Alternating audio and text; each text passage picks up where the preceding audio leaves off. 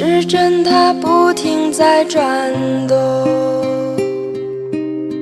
滴答叮答叮答叮答，小雨它拍打着水花，滴答叮答叮答叮答，是不是还会牵挂它？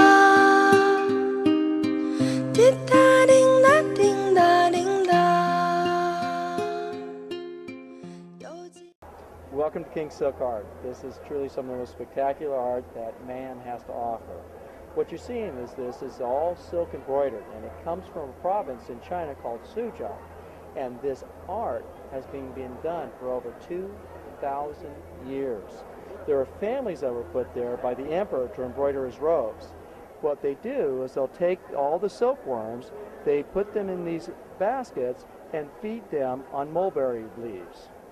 Once the silkworms have matured, they spin into a cocoon. And here's an example of a cocoon stage. The cocoon itself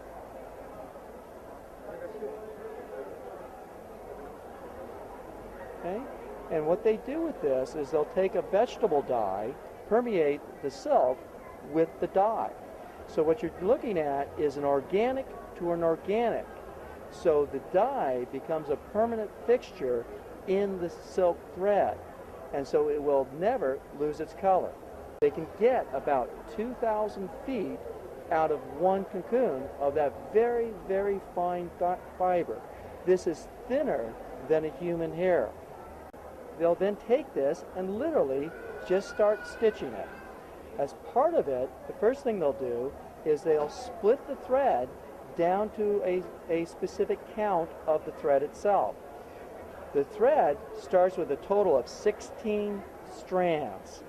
Depending upon the quality of the piece, they will determine how many strands they use to actually do the work.